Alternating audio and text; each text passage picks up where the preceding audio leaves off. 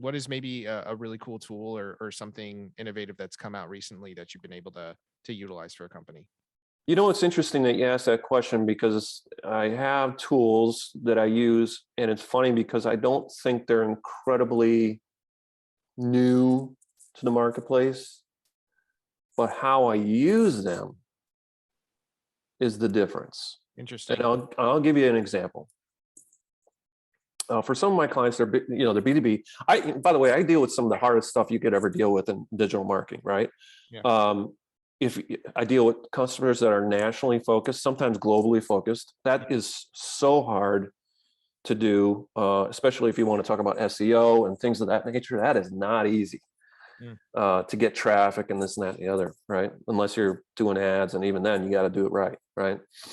And then I do services a lot of the times, which is also a harder play. It's harder than selling products online.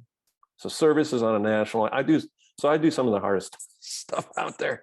Yeah. So anyways, in that, I have a solution for some of my customers, not all of them, but some of them, that is called, I call LinkedIn for Sales. All right. So it's basically LinkedIn management. Now, again, this is nothing that's new to the marketplace, but this has been going on. You and I see it every day. Mm-hmm.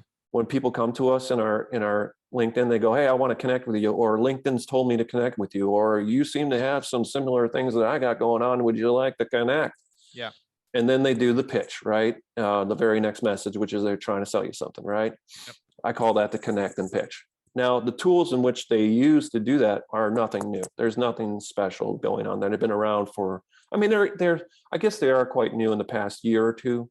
Mm-hmm. But for me, it's nothing new. If somebody on this was a listener and is in the digital marketing space, they'd go, yeah, that's nothing new. Maybe for a small business owner, maybe there's something new for them because they just don't deal with that. I get it. So going back to the approach that I use, because we were talking about the connect and pitch, right? So I solved that problem because I looked at things again, like on almost like a behavioral level. And I brought myself back to the sales place. So if I came up to you, Tom, and I went to shake your hand, and we shook hands, and then I said, buy this from me right now. You'd probably look at me like I'm an idiot, right? Depends how hard Who you're is this guy? squeezing my hand. Exactly. Buy this right now. No. Right. But that's what's going on LinkedIn, right? That's the connect and pitch. Yeah. Yeah. Right. And so I solved that problem. So what I do is I do advertising on the front side of it to bring people in through a company page, right? And when people follow that company page, right, that's now a warm lead that's showing intent that they have interest Sure. in what you're doing, right? Sure. And by the way, that advertising is great. The way I do advertising on LinkedIn is great because I can test audiences. I can actually test messaging as well. And let me tell you, by doing that kind of testing, I've discovered so many things I didn't see. I'll give you an example. I can tell you a number of clients, especially in that solopreneur space. I can't tell you how many of them come to me and say, my audience is CEOs. And I go, all right, well, let's see how that goes, and I'll test that out. And I had a client, for instance, it's a great story because he was just like that. And we ran some ads to CEOs on LinkedIn. Wasn't really getting any bites. And I opened it up and I said, let's do CXOs, right? Just the whole C-suite. Boom, CFOs. CFOs wanted to hear what he had going on. Then I said, for what this guy does, I remember back from my software days, it was actually the product management group that were calling out this type of offer. Right. So then I ran a test on product management. Bam. It was just like he was getting follows like crazy. And it's just stuff like that. That's like, and I was like, hey, look, it's not CEOs that are really interested in what you got going on. So far, it's CFOs and product management. And we found out, we kept on going, right? Started going to marketing groups, started going to the sales group. All of a sudden, sales blew up. Sales wanted to hear what he had to say. You know what I mean? Yeah. So anyways, you get these people in. Now they have an intent. So they're warm. They're not cold. It's not a cold connection. So then you make the connection through a tool that I use, right? And there's a handful of them out there. And then what I do is I solve the pitch problem by not pitching. And this might be a little tip for those folks out there that are on LinkedIn. Yeah. You can get free tools like Drift and SendSpark.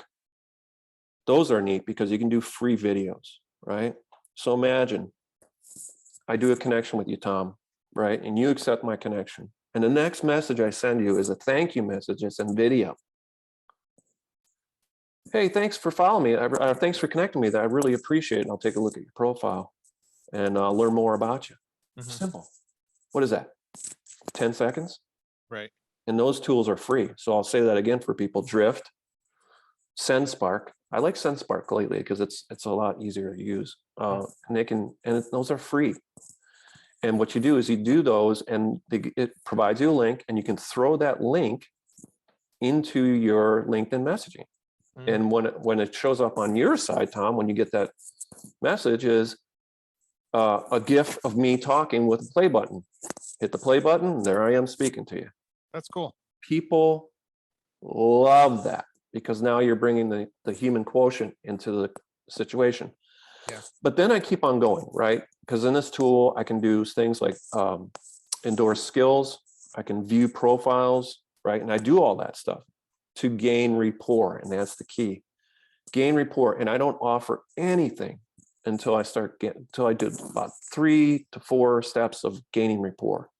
And then I might offer something of value for free. Like, I don't know, could be a guide. It could be, I got a customer that does webinars, right? So he does free webinars. So hey, join us for this leadership webinar we have cooking on March 16th or something like that, right? And that's how I approach that. So again, the tools aren't necessarily new, but the approach is new.